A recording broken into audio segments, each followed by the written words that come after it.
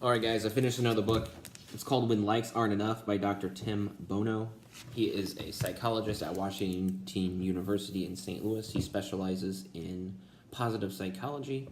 He looks at what it is that we can do to quell our depression and our anxiety from a more positive point of view rather than looking at medication and counseling as a whole. Most young adults, especially those that are college age, they suffer from varying levels of depression and anxiety. He talks about how we want to achieve happiness. He said there's no true achievement of being happy, but we always strive to be happier. He describes happiness as the ratio of what we have over what we want. So the more we have of what we want, the happier we tend to be. Whenever we look at stress, anxiety, depression, the first thing he points out is that we need to have a healthy mind, which is inside of a healthy body. We want to exercise. Set aside time, get into a routine, whether it's just 30 minutes once a week or a couple times a week. The more you get yourself into that routine of exercising, you're going to see an improvement in yourself. We want to sleep regularly. 8 hours is the optimal time. You want to sleep on a regular schedule. Don't be afraid to take a nap if you're an early riser, depending on your work schedule, whatever's going on. Typically, the best time to nap in a day is between 3 and 5 because how it falls in your cycle of awake. He says unless you have about 90 minutes to dedicate to a nap, you want to keep them about 15 minutes or less, because the longer you go into that space between the 15 and 90 varies this point in the sleep cycle you are when you wake up, and you may actually feel worse when you wake up because you awoke yourselves up from a very deep level of sleep. We also want to focus our attention, learn how to avoid distractions, stay focused on one thing at a time. He recommends meditation. He says simply start with about 6 minutes, sit there and just sit in a chair, do nothing.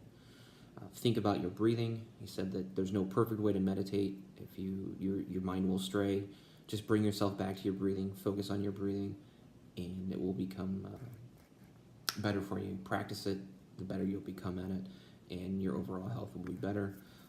We also need to learn how to fail better. As we grew up, we received a lot of participation trophies, attaboys. Everyone succeeded at what they did. We're always running on what he calls a false full tank of gas.